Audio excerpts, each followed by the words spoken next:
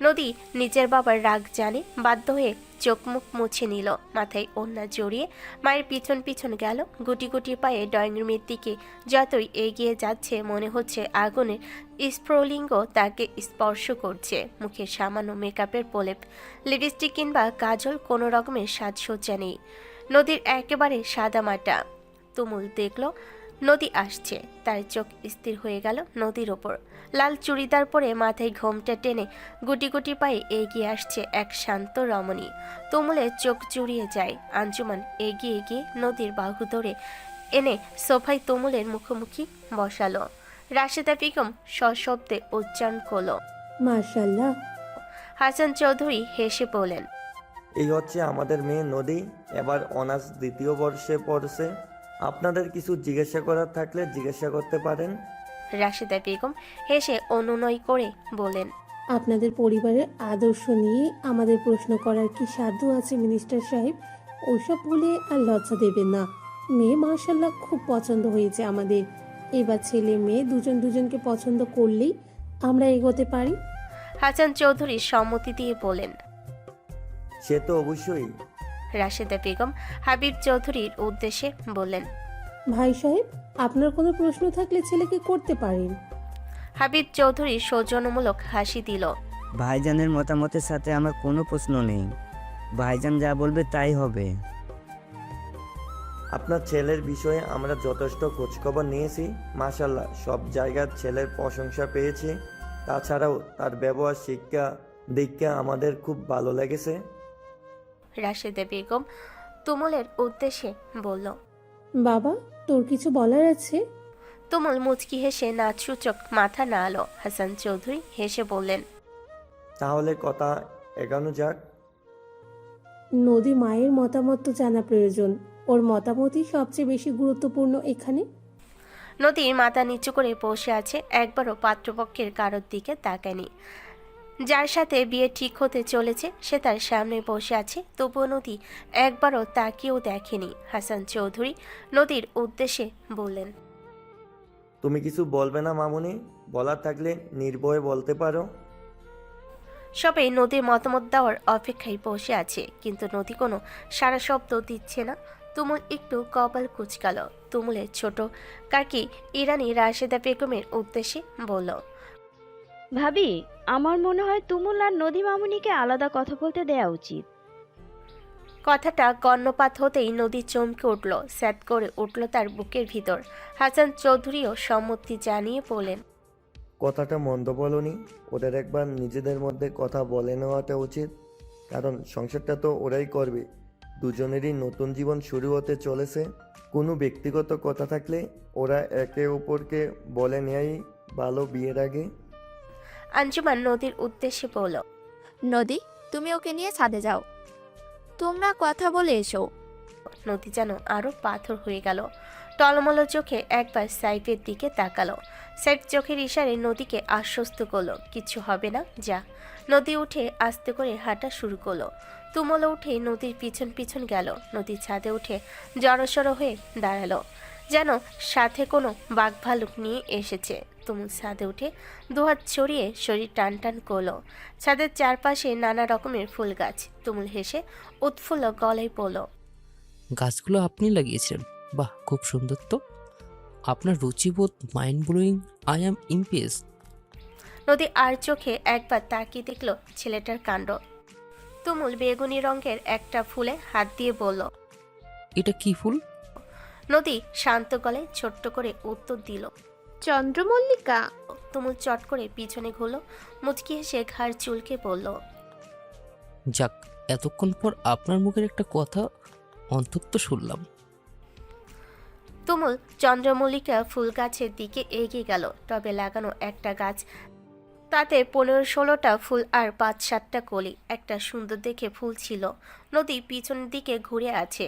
নদীর পিছনে দাঁড়িয়ে বলল, এদিকে একটু ঘোরা যাবে? নদী ঘাড় ঘোরাতেই চন্দ্রমল্লিকা ফুলটা গুজে দিল নদীর কানের পাশে। তুমুলের আচমকা এমন কাণ্ডে ভরকে গেল নদী। কপাল কুচকে চোখ গোল গোল করে তাকিয়ে রইল তুমুলের দিকে। এই প্রথম তাকিয়ে দেখল তুমুলকে। ছিপছিপে ফর্সা গরম, ঠোঁট দুটো টকটকে লাল, তাতে মনোমুগ্ধকর হাসি, দুপাশে দুটো বাঁকা দাঁত। কি যেন বলে, ওই গজদন্ত। এরকম দাঁতের মানুষকে হাসলে খুবই সুন্দর দেখায়। চোখের মণি দুটো বাদামি, চুলগুলো একটু বড়ই, তবে খুব সিল্কি। ছাদের বাতাসে উড়ে উড়ে বারবার চোখে কপালে আসছে। নদীর তুলনায় বেশ লম্বা, শক্তপোক্ত পেটানো শরীর, কালো রঙের একটা পাঞ্জাবি পরেছে, হাতা কুনোই অবধি কোটানো। নদী তুমুলের চোখের দিকে তাকাতেই তুমুল ভুরু নাচালো। নদীর সাথে সাথে চোখ নামিয়ে নিল। তুমুল বুকে হাত গুজে চোখ ছোট ছোট করে বলল, এবার বলুন তো মিস নদী, আপনি কি আমাকে বিয়ে করতে চান? মানে বলতে চাইছি, আমাকে কি পছন্দ হয়েছে? আসলে আমি ছোটবেলায় আরো ফর্সা ছিলাম, বড় হওয়ার পর রোদে পুড়ে কালো হয়ে গেছি। নদী মনে মনে বলল, ফর্সা মানুষের যত ঢং, উনি নাকি কালো। উনি কালো হলে আমি কি? নদী মাথা নিচু করে জবাব দিল। পরিবারের পছন্দই আমার পছন্দ। তুমুল মুচকি হেসে বলল, আপনার জন্য খেজুরের রস নিয়ে এসেছি। এই শীতের মধ্যে ভোরবেলা বাইক চালিয়ে অনেক দূর থেকে এনেছি, খেয়ে দেখবেন। এই বছর শীত শুনলাম খেজুরের রস খাননি। নদী এবার বড় বড় চোখ করে তুমুলের দিকে তাকালো। নদী যে অনেকদিন ধরে খেজুরের রস খেতে চেয়েছিল, তা উনি কি করে জানলো? নদী বিস্ময়ের সাথে জিজ্ঞেস করলো, আপনি কি করে জানলেন? আপনি তো ফেসবুকে পোস্ট করেছেন সেদিন যে এই বছরে খেজুরের রস খাননি, খেতে ইচ্ছে হয়েছে খুব। আপনার কাছে আমার ফেসবুক আইডিও আছে। তুমুল মুগ্ধ নয়নে তাকে হাসি মুখে দেখে বলল, আপনার পছন্দ অপছন্দ সব লিস্ট আমার কাছে আছে। নদী এবার আশ্চর্যের সর্বস্তরে। নদীর সম্পর্কে এই লোকটা এত কিছু জানে। নদী অবাক হয়ে বলল। আর কি কি জানেন? তুমুল ছাদের রেলিং হেলান দিয়ে বলল, এত কিছু এখন বলতে গেলে সবাই আমাদের খুঁজতে ছাদে চলে আসবে। নদীর হুট করে খেয়াল হলো তারা অনেকক্ষণ হয়ে এসেছে ছাদে। তুমুল সামনের দিকে হাত দেখিয়ে বলল, তাহলে চলুন যাওয়া যাক। নদী হাঁটা শুরু করতেই আবার পিছন থেকে ডাকলো। এই এই এই, 1 মিনিট। নদীর পা থামালো, পিছনে ফিরল। তুমুল নদীর কানের পাশ থেকে ফুলটা খুলে নদীর হাতে দিয়ে বলল, এমনিতে আপনাকে ফুলটাতে খুব সুন্দর লাগছিল, কিন্তু এইভাবে নিচে গেলে সবাই ভাববে আমরা এতক্ষণ ছাদে প্রেম করছিলাম। নদী এবার সত্যি লজ্জে পেল। তার খেয়ালই নেই যে কানে ফুল গোজা। তুমুল মুচকি হেসে বলল, যাওয়া যাক। নদী হাঁটা শুরু করলো। তুমুল পিছনে পিছনে চলে এলো। নদী নিচে নামতেই অদিতি এলো রান্নাঘর থেকে। হাসান চৌধুরীর পাত্রপক্ষের সকলের উদ্দেশ্যে বলেন, পরিচয় করিয়ে দেই, এই হচ্ছে আমার একমাত্র ছেলের বউ অদিতি চৌধুরী, আমাদের বৌমা। নিজের নামের পাশে চৌধুরী খেতাব পেয়ে অদিতি এক দৃষ্টিতে তাকিয়ে রইল হাসান চৌধুরীর দিকে। তুমুলের বাড়ির লোকেদের উদ্দেশ্যে বলল, আসসালামু আলাইকুম। রাশেদা বেগম সালাম নিয়ে বলেন, মাশাল্লাহ, আপনাদের বৌমা তো একদম চাঁদের টুকরো। এত সুন্দর বউ কোথা থেকে এনেছেন ভাই সাহেব? নিশি সাইফের দিকে তাকিয়ে বলল, ইনি আবারও বিয়ে করেছেন? ভাবলাম পটাবো, ধুর, ভালোই লাগে না। এর মধ্যে নদী আর তুমুল এলো ছাদ থেকে। তুমুলরা এসে আগের জায়গায় বসলো। নদী দাঁড়ালো অদিতির পাশে। রাশেদা বেগম নদীকে ডেকে নিজের পাশে বসতে বলল। হাসান চৌধুরীর উদ্দেশ্যে বলল, ভাই সাহেব, আপনি সম্মতি দিলে আমরা এঙ্গেজমেন্টের দিন তারিখটা ঠিক করি। নিশ্চয়ই নিশ্চয়ই। এ মাসে 13 তারিখে তাদের এঙ্গেজমেন্টের দিন পাকা করা হলো। তার 1 সপ্তাহ পরে বিয়ে। সকালে মিষ্টি মুখ করলো। রাশেদা বেগম নদীকে মিষ্টি খাইয়ে দিল। কথাবার্তা শেষ করে সকলে উঠল। নদীর মুখ দেখে রাশেদা বেগম নিজের গলা থেকে স্বর্ণের চেন খুলে নদীর গলায় পরিয়ে দিল। অত বড় বাড়ির মেয়ে হাতে টাকা দিলে কিনা কি মনে করে? মুখ দেখে তো কিছু দেওয়ার নিয়ম আছে। তুমুল যাওয়ার আগে আরও একবার নদীর দিকে তাকালো। নদীর তাকাতে চোখাচোখি হয় দুজনের। তুমুল চোখ ইশারা দিয়ে বোঝালো আসছি। নদী কিছু বলল না, চোখ নামিয়ে নিল। সাইফার হাবিব চৌধুরী সকলে এগিয়ে দিয়ে আসলো। আঞ্জুমান এবং সায়রা দুজনেই খুব খুশি। পাত্র তাদের খুবই পছন্দ হয়েছে। হাসান চৌধুরী তাদের বাড়ির এবং পরিবার সম্পর্কে খোঁজ নিয়েছেন। সবাই খুব ভালো। নদী সে বাড়িতে সুখেই থাকবে। নদীর রুমে গিয়ে পোশাক পাল্টে এক সেট সুতির 3 পিস পরে নিল। কাঠের উপর বসে বসে ভাবছে, এই লোকটা আমার ব্যাপারে এত কিছু জানে কি করে? তাহলে কি আগে থেকে আমাকে ফলো করছিল। আর মাত্র 4 দিন পরে তার এঙ্গেজমেন্ট, তার 1 সপ্তাহ পরে বিয়ে। ভাবতে নদীর গায়ে কাঁটা দিয়ে ওঠে। তারপরে সাইফ ভাইয়ের থেকে কত দূরে চলে যেতে হবে তাকে। এখন অন্তত চোখে দেখাটুকু দেখতে পাই, সেটুকু খোয়াতে বসেছে নদী। তার ভাবনার মধ্যেই সাইডে এলো হাতে পাকা খেজুরের রস। রসের গ্লাসটা নদীর সামনে ধরে বলল, এনে কবে থেকে রস খেতে চাইছিলি? নদী গ্লাসটা হাতে নিল। সাইরা বসলো নদীর পাশে। বললাম না ছেলেটা খুব ভালো। নদী কিছু বলল না, অল্প অল্প করে রসটা খেলো। খাওয়া হয়ে গেলে সাইরা গ্লাসটা নিয়ে চলে গেল। নদী হুট করে মনে পড়ল দিঘির কথা। কাল বোনটাকে মারার পর খুব কষ্ট পেয়েছে মনে মনে। দিঘি সে যে রাগ করে বসে আছে, তারপর থেকে এখনো পর্যন্ত নদীর সামনে আসেনি। নদী উঠে দিঘির ঘরের সামনে গেল। দরজার ভেতর থেকে বন্ধ। নদী দরজায় টোকা দিতে ভেতর থেকে দিঘি বলল, বিরক্ত করো না তো মা, আমি কিছু খাবো না, আমার ভালো লাগছে না। নদী শান্ত গলায় বলল, দিঘি আমি, দরজাটা খোলো। মিনিট 2 পর দিকে দরজা খুলো। দরজা খুলে দিয়ে ভিতরে চলে গেল আবার। নদী পিছন পিছন গেল। কেন এসেছো? সরি বোন, কাল আমার মনটা একদমই ভালো ছিল না, হুট করে রাগ উঠে গেছিল। দিঘি রেগে বলল। ঠিক আছে, এখন যাও। নদী দিঘির সামনে দাঁড়িয়ে বলল, কথা বলবি না আমার সাথে? আচ্ছা না বললি। আর মাত্র 10-12টা দিনই তো, তারপরে তো আমি চলে যাব, আর তো থাকবো না তোদের চোখের সামনে। দিঘির চোখ পানিতে ভরে গেল। সে জানতো আজ আপুকে পাত্রপক্ষ দেখতে আসবে। বোনের উপর রাগ করে ঘর থেকে বের হয়নি, তার মানে দিন তারিখ ঠিক হয়ে গেছে। আপু সত্যি চলে যাবে। দিঘি হুট করে নদীকে জড়িয়ে ধরলো, হাউমাউ করে কান্না শুরু করে দিল। আপু, তুই চলে গেলে আমি একা একা কিভাবে থাকবো? আমার খুব কষ্ট হবে আপু। তোকে খুব মনে পড়বে, খুব মিস করব তোকে। নদী বোনের মাথায় হাত বুলিয়ে বলল, কেন? এখন তো নতুন ভাবি আছে, ওর সাথে বোনের মতো থাকবি। দিঘি কাঁদতে কাঁদতে বলল। ভাবি কি আর বোনের মতো হয়? নদী দিঘিকে বোঝাতে বলল, হওয়ালেই হয়।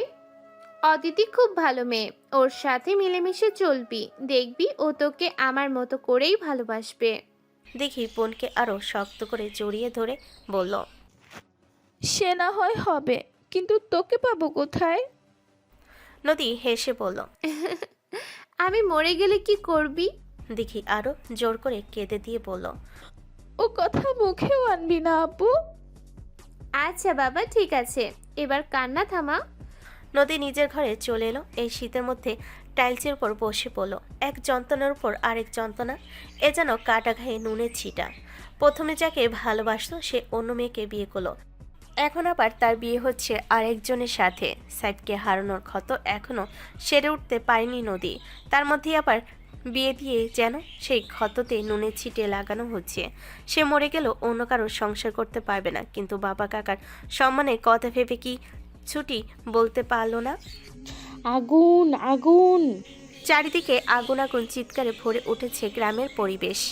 এই মাঝরাতে হঠাৎ করে গ্রামের ভিতর কারো বাড়িতে আগুন লাগা মোটেও স্বাভাবিক নয়। এই গ্রামে এখনো বিদ্যুৎ পৌঁছায়নি। এত ভয়াবহ আগুন লাগলো কিসের থেকে? গ্রামের মানুষ বালতি বালতি ভরে পানি দিয়ে আগুন নিয়ন্ত্রণে আনতে পারছিল না। এত আগুন দমকল ছাড়া নিভানো সম্ভব নয়, কিন্তু বাড়ির ভেতর থেকে কারো চিৎকারের শব্দ আসছে না। তাহলে কি বাড়িতে লোক ছিল না, নাকি তারা এতক্ষণে পুড়ে মারা গেছে? এদিকে গ্রামের সব ব্যস্ত মানুষ আগুন নেভাতে ব্যস্ত। ওদিকে তুজা অদিতি সৎভাবে এবং তার নতুন কম বয়সী স্ত্রীকে গালায় চাপাতি ধরে কপালের বন্দুকের নল ঠেকিয়ে বাইকে করে নিয়ে যাচ্ছে। দলবল সহ বাইক নিয়ে সোজা রওনা হলো ফরেস্ট হাউসের দিকে।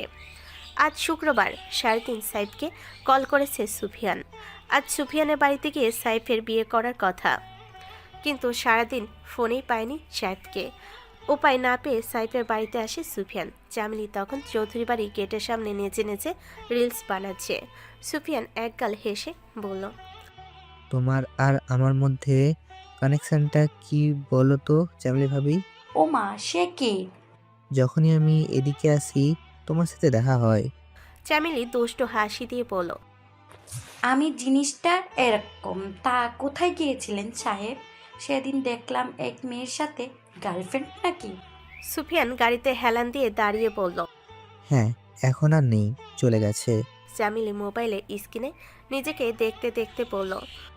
তা উঠলো যৌবনের জ্বালা, আর তুমি দিছো ভালোবাসা, ছেড়ে তো যাবই।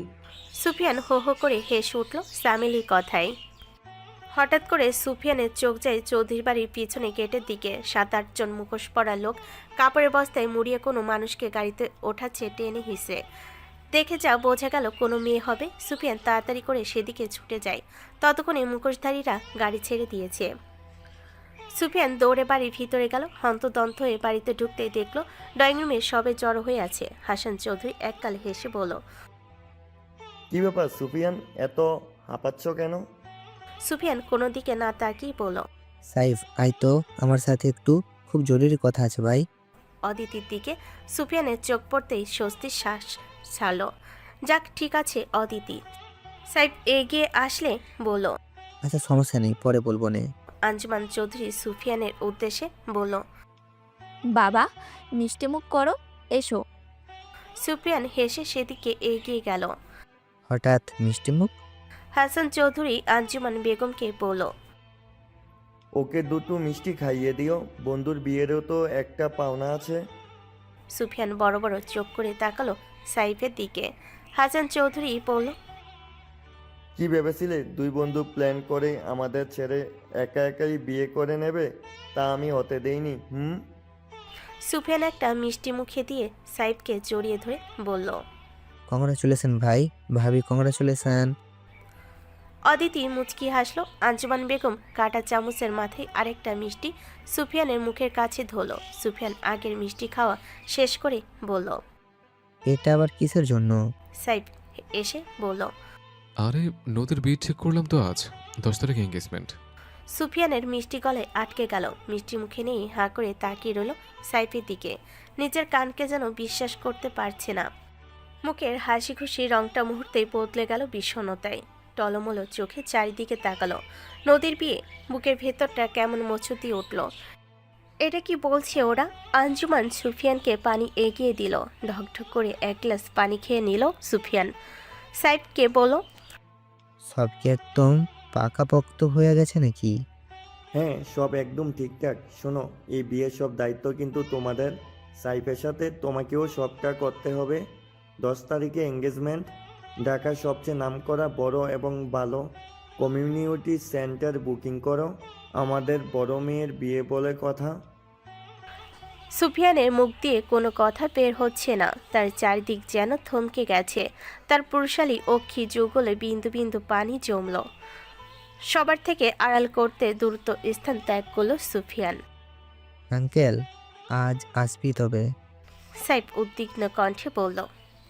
এখনো চলে যাবে? আরেকটু বস। সুফিয়ান শুধু মাথা দিয়ে না করলো, টিস্যু দিয়ে চোখ মুছে বেরিয়ে গেল বাড়ি থেকে। তখনই নদী আসলো ড্রয়িং রুমে। গলা উঁচু করে বলল। মণিমা, খাবার দাও, খিদে পেয়েছে বড্ড। পাত্রপক্ষ আসবে বলে সকাল থেকে কিছু খায়নি নদী। নদীর গলা পেয়ে সুফিয়ান পিছনে তাকিয়ে দেখল। নদী হেঁটে এসে কুশনটা কোলে নিয়ে সোফার উপর বসলো। সুফিয়ানের চোখ দুটো রক্তিম বর্ণ ধারণ করেছে। নাকে ডগে জমেছে লালচে আভা। অশ্রুসিক্ত চোখ দুটি দিয়ে নদীকে দেখল। নদীও সুফিয়ানের দিকে তাকালো। আরে ভাইয়া, কখন আসলেন? চলে যাচ্ছেন নাকি ভাইয়া? সুফিয়ান জবাব দিল না, উল্টো ঘুরে হাঁটা শুরু করলো। নদী ফুরুকুচকে আবার হাতে ফোনের দিকে নজর দিল। অদিতি গিয়ে নদীর পাশে বসে নদীকে আলতো করে জড়িয়ে ধরে বলল। ভাইয়াকে কিন্তু আমার খুব পছন্দ হয়েছে আপু, তোমাদের খুব সুন্দর মানাবে, দেখে নিও। নদী সাইফের দিকে তাকালো, মুচকি হাসলো। সে কি, সাইফ ভাইয়ের থেকেও বেশি সুন্দর? অদিতি অবাক হয়ে বলল। ও মা, সে কি, তুমি তাকে দেখোনি? নদী অপর্ণিস মাথা নাড়ল। অদিতি নদীর হাত ধরে বলল। তুমি অনেক ভালো আপু, দেখো তুমি অনেক সুখী হবে। সাইফ সিঁড়িতে উপরে ওঠার সময় চোখ দিয়ে অদিতিকে ইশারা করলো রুমে আসতে। বিষয়টা অদিতি খেয়াল না করলেও নদী করলো। সাইফ চলে যাওয়ার পরও অদিতি বসে আছে দেখে নদী বলল। তোমার সাইফ ভাই ডাকছে, যাও। অদিতি অবাক হয়ে বলল। কখন ডাকলো আপু? ওই আমি তো শুনলাম না। নদী ছোট্ট একটা দীর্ঘশ্বাস ফেলে বলল। সব ডাক বুঝি চিৎকার করে শুনিয়ে দিতে হয়? ভালোবাসার বুঝি আলাদা কোনো ইশারা থাকে না? অদিতির মাথায় এত কিছু ঢুকে না। নদীর কথা মতো শুধু ঘরে গেল। আসলে কি সাইফ ডেকেছে? অদিতি দরজা খুলে ভেতরে ঢুকতেই সাইফ এক হ্যাঁচকা টানে অদিতিকে নিজের কাছে নিয়ে আসলো।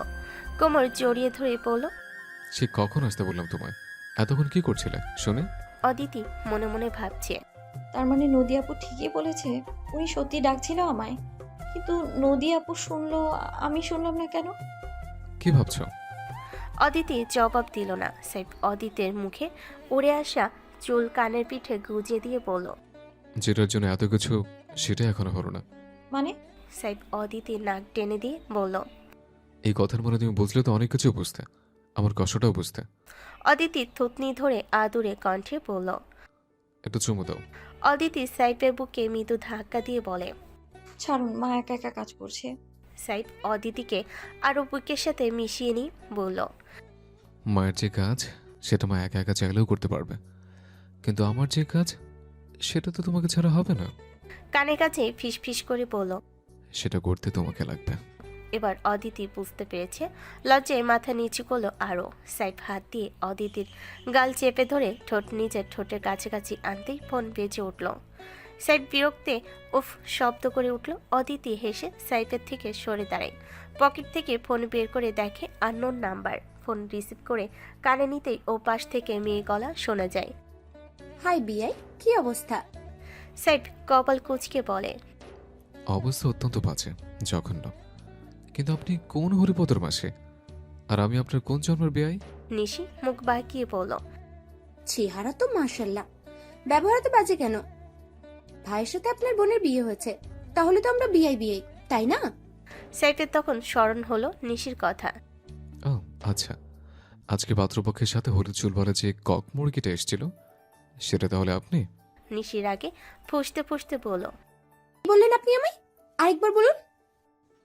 বলবো না, আমার লজ্জা করে। নিশির আগে খট করে ফোন কেটে দিল। কি অসভ্য লোক রে বাবা!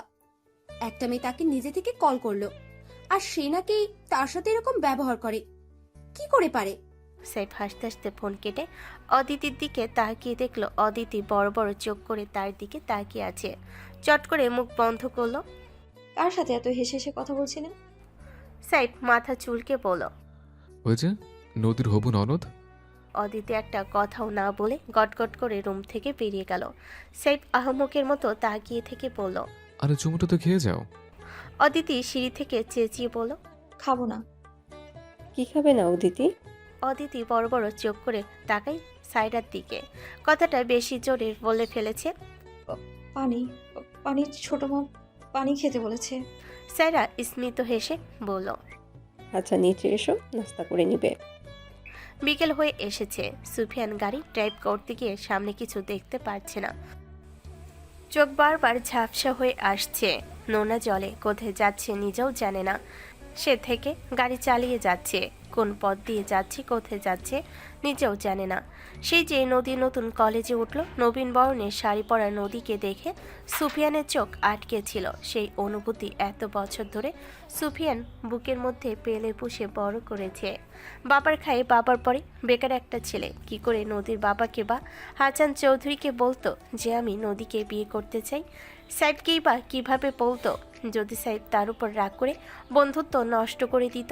নানান বিড়ম্বনা ও ভাবনার মধ্যে বলাই হয়ে ওঠেনি নদীর জন্য তার মনে কি অনুভূতি কাজ করে। বাবাকে বলেছে সামনের মাস থেকে ফ্যাক্টরি খুলবে।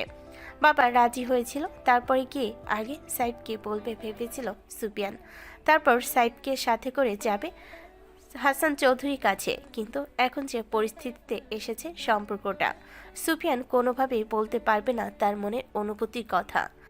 শান্ত স্বভাবে সেই মিষ্টি রমণীকে বুঝি আর ঘরে তোলা হলো না। কেবল মনের ঘরেই বন্দি হয়ে রইল সে, ঠিক যেন খাঁচায় বন্দি থাকা ফুলের মতো। তুজা ওয়াশরুমে গোসল করছে আর গান গাইছে। বিয়ের পরে হানিমুনে যাব কক্সবাজার, সেইখানে সাগরে আমরা পাড়ি দেব, সাঁতার কাটবো, করবো প্রেম ও আলিঙ্গন। ওর গানের শব্দ নিস্তলা অবধি আসছে।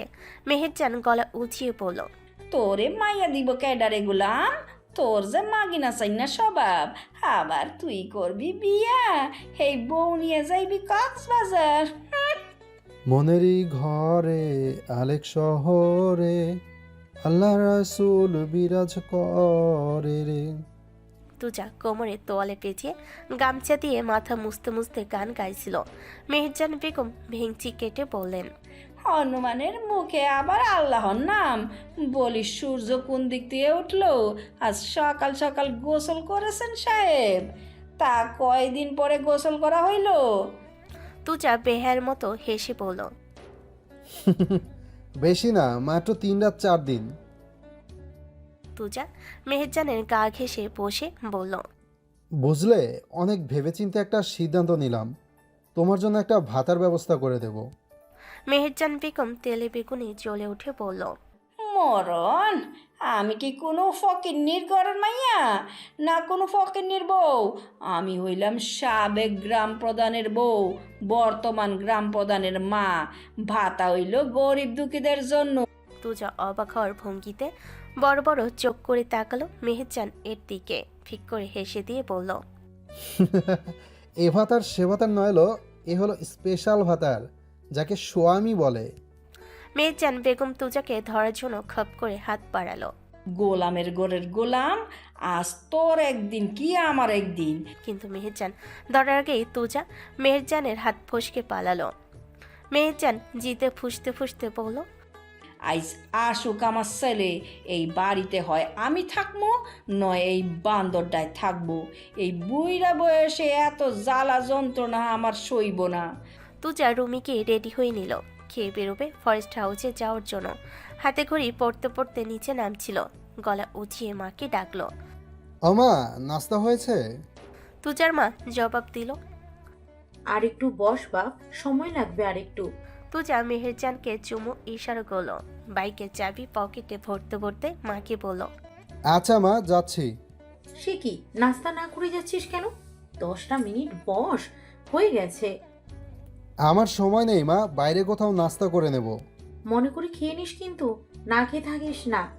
মেহেরজানের দিকে তাকিয়ে বলল, আসছি Meher, tata bye bye. Meherjaan তসবি পড়ছিল, পিছন থেকে ডাকলো, ও তুজা শুন। তুজাকে গেটের সামনে দেখা গেল না। মেহেরজান মুখ ভার করে বলল, গেল কা মনে হয়। তুজা ফিরে এসে হাসি মুখে বলল, জীবনে প্রথম ভালো করে ডাক দিলে, না এসে পারি? আজকে তোমার জন্য এই জান কোরবান। বলো মেহের, কি চাই তোমার? মেহেরজান বেগম কপাল কুচকে বলেন, ওই যে তোরা কেমনে কল দেস না, দেহন যায় আবার কথাও কোন যায়, সেই রকম কল দিয়া দেস না ওই বাড়িতে। আমার ছোট নাতির বউটারে দেখার লেগিয়া মনটা কেমন আকু পাকু করে। উহাব কইল বউটা নাকি সেই রকম সুন্দরী। সাইফের একটু কল দেস না, কথা কই। তুজা গাল চুলকে বলল, আচ্ছা, এই ব্যাপার? তাই তো বলি, এত ভালো করে ডাকলে আমারে। মেহেরজান বেগম মুখ কালো করে বললেন, তোরে ভালো কইরেই ডাকতাম, খারাপ কইরা ডাকি তোর স্বভাবে। তুজা সাইফের হোয়াটসঅ্যাপে ভিডিও কল দিল। সাইফ রিসিভ করে একগাল হেসে বলল, দাদা ভাই, আসসালামু আলাইকুম, কেমন আছো? তুজা ফোঁস করে নিঃশ্বাস ছেড়ে বলল, হরে ভাই, ভালোই আছি। এই যে মেহের তোর বউরে দেখবো, ডাক দে তোর বউরে। সাইফ হেসে বলল, আগে দাদির কাছে যাও। তুজা ফোনটা মেহেরজানের সামনে ধরে বলল, এই নাও তোমার ছোট নাতি। মেহেরজান বেগম খুব খুশি হয়ে গেল। সাইফ বলল, আসসালামু আলাইকুম দাদি, কেমন আছো? মেহেরজান বেগম আবেগে আপ্লুত হয়ে বলল, ওয়ালাইকুম আসসালাম, আমি ভালো আছি দাদু ভাই, তোমরা কেমন আছো? আমার নাত বউ কই? সাইফ হেসে বলল, দিচ্ছি, দাঁড়াও। মেহেরজান বেগম আবেগে ফোনের মধ্যেই সাইফের মুখ ছুঁয়ে দিতে গেলে কল কেটে যায়। তুজা তখন মায়ের পিছনে দাঁড়িয়ে দাঁড়িয়ে আপেল খাচ্ছে।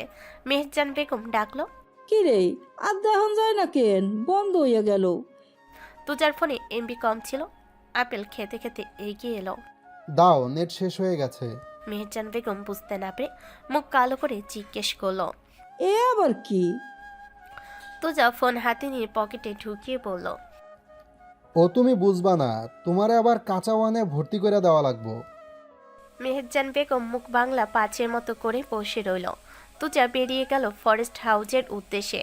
বাইক স্টার্ট দেওয়ার সময় সাইফ আবার কল দিল। তুজা রিসিভ করে বলল, বাড়ি থেকে বেরিয়ে আসছি রে ভাই, বাড়ি যে আবার কল দিমুনে। আচ্ছা দাদা ভাই। কল কেটে বাইক নিয়ে বেরিয়ে গেল তুজা। ফরেস্ট হাউসের চারিদিকে করা পাহারা বসিয়েছে তুজা। বাইক এসে থামলো ফরেস্ট হাউসের গেটের দিকে। অজপাড়া গ্রাম হওয়া সত্ত্বেও পুরো আমেরিকান স্টাইলে বানানো এই ফরেস্ট হাউস। তুজা নিজে ডিরেকশন দিয়ে বানিয়েছে সবটা। মানিক বাইকের পেছন থেকে নেমে বলল, আচ্ছা ভাই, তাহলে আপনি ভিতরে যান। দুজন চোখের সানগ্লাস খুলে শার্টের বোতামের জায়গায় আটকে পড়ল। আরেকজন আছে। মানিক কপাল কুঁচকে বলল, কিরা ভাইজান? তুজা ভুরু উঁচিয়ে সামনের দিকে ইশারা দিল। মানিক তাকিয়ে দেখলো জমকালো একটা লেহেঙ্গা পরিহিত সুন্দরী একটা মেয়ে, গায়ে ভারী ভারী গহনা, গাঢ় সাজসজ্জা। তুজা হাত ইশারা করতে মানিক সরে গেল। মেয়েটা চারিদিকে চোখ বোলাতে বোলাতে তুজার কাছে এগিয়ে আসলো। আশ্চর্য হয়ে বলল, এটা কি? তুজা শয়তানি হাসি দিয়ে বলল, খাঁচা। খাঁচা? হ্যাঁ খাঁচা, এই খাঁচায় কত কত ফুলবন্দি। তুজা ভেতরে গেল, মেয়েটাও গেল পিছন পিছন। তুজা যেতে যেতে বলল, এই খাঁচায় ফুল ফোটে, কিন্তু খাঁচাই বন্দি হয়ে থাকে সেই ফুল। মেয়েটা চারিদিকে তাকিয়ে দেখে বলল, কিন্তু আমাকে তো বলা হয়েছিল কোনো অনুষ্ঠান আছে, সেখানে আমার নাচার কথা ছিল। কিন্তু এটা আপনি আমাকে কোন জায়গায় নিয়ে আসলেন ছোট সাহেব? মেয়েটার ভিতরে ঢুকতেই মেন গেট খট করে বন্ধ হয়ে গেল। ভয়ে ছিটকে উঠল মেয়েটা। তুজা বাঘে নাই হিংস্র রূপ নিয়ে পেছন দিকে তাকালো। খপ করে মেয়েটার গলা টিপে ধরল। নাচ গানের নামে মেয়ে পাচারের ব্যবসা করিস না? বল অদিতি কোথায়? তার শ্বাস আটকে মরার জো কাশতে কাশতে বলল, কে অদিতি? কার কথা বলছেন আপনি? তুজা মেয়েটি চুলে মুঠি ধরে টানতে টানতে নিয়ে একটা ঘরের মধ্যে ছিটকে ফেল। মেয়েটা ব্যথায় কুকিয়ে উঠল। উপরে তাকাতে দেখতে পেল একটা চেয়ারের সাথে অদিতি সৎ বাবাকে বেঁধে রাখা হয়েছে। তুজা শার্টের হাতা গোটাতে গোটাতে বলল, বিশ্বমাগি, এবার কি বলবি বল? মেয়েটার আত্মা যেন ভয়ে শুকিয়ে গেল। তুজা দেওয়ালে হেলান দিয়ে রাখা একটা মোটা লোহার লাঠি তুলে নিল। মেয়েটার মাথায় বাড়ি দেওয়ার উদ্দেশ্যে ওঠাতে মেয়েটা চিৎকার করে উঠে পড়ল। বলছি আমি সবটা বলছি ছোট সাহেব, দয়া করে আমার প্রাণ ভিক্ষা দেন। তুজা হাত নামালো। বল। মেয়েটার গলা শুকিয়ে আসছে বারবার। ভয়ে ভয়ে বলল, একটা কুঠিরে বেচে দিয়েছি ওদিক থেকে। তুজা আবার মেয়েটার চুলের মুঠি ধরে টেনে তুলল। কোথায় সেই কুটি? চল নিয়ে চল আমায়, চল মাগি। মেয়েটা ব্যথায় কুকিয়ে উঠে বলল, কিন্তু সেখানে ওকে পাবেন না। এতদিনে ওকে ইন্ডিয়া পাঠিয়ে দেওয়া হয়েছে, কারণ ওরা এখান থেকে মেয়ে নিয়ে বেশি দিন নিজেদের কাছে রাখে না। আর অদিতি তো সুন্দর, ওকে তো মনে হয় সেই দিনই দেওয়া হয়েছে পাঠিয়ে। তুজা লোহার দণ্ডটি দিয়ে এক বাড়িতে মেয়েটার মাথা কয়েক টুকরো করে ছিটকে ফেলল মেঝেতে। রক্ত ছিটকে লাগলো দেওয়ালে। সামনে বেঁধে রাখা দুজন মানুষের গায়েও লাগলো। তুজা লোহার টুকরোকে আছাড় মেরে অদিতির বাবার মাথায় পিস্তল ঠেকালো। বল, কোন কুটরিতে বেঁচেছিলি অদিতিকে? ও পাতালে থাকলে ওরে পাতাল থেকে আমি ধইরা আনমু, ওরে আইনা টুকরা টুকরা কইরা কাইটা নদীতে ভাসাইয়া দিমু, তাও ওরে আমি আনমু। ও 100 পুরুষের বিছানায় যাক, তাও ওরে আমি আইনা আমার খাঁচায় আটকামো। জিদের ভাত আমি কুত্তা দিয়া খাওয়ামু, তাও আমি ওরে খুঁজে বের করে আমার সামনে আনমু।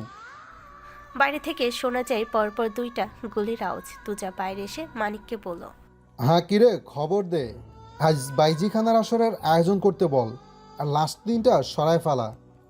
তুজা আবার বাইক স্টার্ট দিয়ে চলে গেল সোজা এমপির বাড়িতে। এমপি শাহাদত আলম তখন সন্ধ্যার নাস্তা করছিলেন। তুজার গেটের সামনে বাইক রেখে গটগট করে ভিতরে ঢুকে পড়ল। একজন এমপির সাথে সাধারণত সম্মানের সাথে কথা বলা উচিত, কিন্তু তুজা আবার সম্মান অসম্মানের কথা পরোয়া করে না। শাহাদত শেখ তুজাকে বলল, আরে বাপজান, কতদিন পর তোমার চাঁদ মুখখানা দেখলাম, বসো বসো। এই কে আসিস? আমার বাপজানের জন্য নাস্তা নিয়ে আয়। তুজা তীক্ষ্ণ চোখে তাকালো। আমি নাস্তা খাইতে আসি নাই চাচা। তাহলে কি করতে আইছো? কোন কুটির লোকজন এই গ্রামে যাতায়াত করে? শাহাদাত শেখ চশমা ঠিক করে বলল, কি কইতাছো? এসব আমি কেমনি কমো? নাটক করবেন না চাচা, আপনার অগোচরে এই গ্রামের একটা পাতাও নড়ে না। সব খবর আপনার কাছে থাকে। সৃষ্টির টিউশন শেষ হওয়ার আগেই বলুন, আমার ছেলেরা কিন্তু দাঁড়ায় আছে কোচিং সেন্টারের সামনে। শাহাদাত সাহেব তড়িঘড়ি করে বলল, দে দে, দেখো বাবা, তুমি এর মধ্যে আমার মেয়েকে আইনো না। আমি কইতেছি দাঁড়াও। একবার শুকনো ঢোক গিলে শাহাদাত সাহেব বলল, তোমার বাপদাদারা খুব কঠোর গ্রামের প্রধান, আমি তাদের সম্মানও করি। তোমাগো গ্রাম থেকে সচরাচর মাইয়া বাহির হয় না। যার পাশের গা থেকে একজন নর্তকী আছে, মালতী নাম, ওর সাথে এই ব্যবসার সংযোগ আছে। ঢাকায় একটা বড় কুঠিতে মেয়ে পাঠায়। মালিক কে ওই কুঠির? কোথায় পাবো তাকে? এই কুঠির মূল হোতারা সবাই ভারতবর্ষের। এখানে যে আছে সে একজন মহিলা, তার নাম গুলাবো। তুজা উঠে দাঁড়াই। ধন্যবাদ চাচা, সৃষ্টি একটু পরেই বাড়ি চলে আসবে, আমার ছেলেরা ওকে পৌঁছে দিয়ে যাবে। রাত 11:30 বাজে তুজাউন বাড়িতে ফিরে গলা ছেড়ে ডাকে, আমা খাবার দাও। মেহেরজান বেগম খাবার বেড়ে নিয়ে টেবিলে বসে। তোর মায় ঘুমায় গেছে, খাবার বাইরে দেওয়ানি আছে, খালি খায়া নে। তুজা গামছা দিয়ে হাত মুখ মুছতে মুছতে বলল, এই শীতের মধ্যে তুমি এখন এখানে বসে আছো কেন? শুয়ে পড়তে পারো নি? মেহেরজান বেগম রেখে বললেন, আয়সা যদি দেখতি এখানে কেউ নাই, খাবার দেওয়া থাকলেও তো খাইতি না। তুজা চট করে তাকালো মেহেরজানের দিকে, তার ঠোঁটে আপনা আপনি হাসি খেলে গেল। মেহেরজান বলল, নে খা, জলদি কইরা খাইয়া শুয়ে পড়। তুজা চেয়ারে না বসে মেহেরজানের গলা জড়িয়ে ধরে বলল, তুমি আমার জন্য এত রাত জেগে শীতের মধ্যে বসে আছো? তা কি করুম, বিয়া শাদি তো করবা না, মাইয়াগুলোকে ফষ্টি টষ্টি করার জন্য মনে ধরে, বিয়ার জন্য তো তোমার কোনো মাইয়ারেই মনে ধরে না। তুজা মেহেরজানের কাছে এসে বলল, একটারে মনে ধরছিল দাদি, পালপাকনামি করতে যা ভাগছে, এখন যা পড়ছে কুটিতে কোথাকার। তাক বাদ দে, যা যা, খাওন ঠান্ডা হইয়া গেল। তুজা নিজের মতো খাবার খাচ্ছে। মেহেরজান বেগম বলল, তোর বড় বোনের বিয়ে ঠিক হইছে। তাই নাকি? কবে বললে না তো? তোর কি আর শোনার সময় আছে? ঠিক হয়েছে তো আজকে 10 তারিখে আংটি পরাইব, তার ফিরে সপ্তাহে বিয়া। আমাগো হক্কল রে কালকেই যাইতে কইছে, তা ওহাব কইয়া বুঝাইয়া গায়ে হলুদের আগের দিন যাইব কইছে। তুজা খাবার চিবুতে চিবুতে বলে, তোমরা যাইও। কারে তুই যাইতি না? আমি কি করতে যাইতাম? মেহেরজান বেগম তেতে উঠে বলল, হ্যাঁ তা তো ঠিকই, তোর আবার কোনো কাম আছে নাকি? তুই হলি বংশের বড় পোলা, মাইয়ার বড় ভাই, তুই কইতাছস তোর হেনে কি কাম? তুজা হাত ধুয়ে উঠে পড়ল, জ্যাকেট পরতে পরতে বলল, যাও গিয়ে শুয়ে পড়ো। তুই আবার কোথায় চললি? আসর আছে আজ। মেহেরজান বেগম উঠে যেতে যেতে বলল, তুই আর ভালো হইতি না, তোরে খাওন দিয়ে আমার বিফলে গেল। তুজা নির্লজ্জের মতো হো হো করে হাসতে লাগলো। এই নদী, আরে এই নদী কিরে ও? সকালবেলা মায়ের চেঁচামেচিতে ঘুম ভাঙল নদীর। ঘুম জড়ানো কণ্ঠে বলল, কি হয়েছে? এভাবে ডাকছো কেন মা? সাইরা বেগম নদীর মাথার উপর থেকে কমফোর্টার উঠিয়ে বলল, আরে তুমুল এসেছে তোর সঙ্গে দেখা করতে। ও নদী চোখ পিট পিট করে বলল, কি এসেছে? তুমুল তুমুল। ব্যাস নদীর ঘুম উধাও। চট করে উঠে বসলো। ওই লোকটা আজ কি করতে এসেছে, তাও আবার এত সকালে? সাইরা বেগম রেগে বলেন, ঘড়িতে দেখেছিস 9টা বেজে গেছে, এত সকাল কোথায় পাচ্ছিস? নদী চোখ ডলতে ডলতে বিছানা থেকে নামলো। সাইরা বলল, আত্মুখ ধুইয়ে ওই ড্রয়িং রুমে অপেক্ষা করছে। নদী ফ্রেশ হতে ওয়াশরুমে চলে যায়। চুল আশ্রে মাথায় ওড়না দিয়ে ড্রয়িং রুমে গেল। আজ তুমুল পাঞ্জাবি পরে আসেনি, এসেছে ফর্মাল পোশাকে। ফর্মাল প্যান্ট সাথে ইন করা সাদা শার্ট, উপরে কালো কোট পরেছে। আজ যেন একটু অন্যরকম লাগছে তুমুলকে। চুলগুলো ব্যাক ব্রাশ করে জেল দিয়ে সেট করা, সেদিনের মতো এলোমেলো নয়। নদী গিয়ে দাঁড়াতেই তুমুল সালাম দিল। আসসালামু আলাইকুম। নদী ছোট্ট করে বলল, ওয়ালাইকুম আসসালাম। তুমুল আঞ্জুমানকে উদ্দেশ্য করে বলল, আঙ্কেলকে দেখছি না যে? উনি সংসদে গেছেন, তোমরা গল্প করো, আমি নাস্তা নিয়ে আসছি। আঞ্জুমান যেতেই নদী আরো অস্বস্তিতে পড়ে গেল। তুমুল মৃদু কাশি দিয়ে বলল। বসুন। নদী সোফার শেষ প্রান্তে গিয়ে বসলো। দুজনে চুপচাপ বসে আছে, কারোর মুখে কোনো কথা নেই। নদী সংকোচ কাটিয়ে বলেই ফেলল। কিছু কি বলবেন? কেন?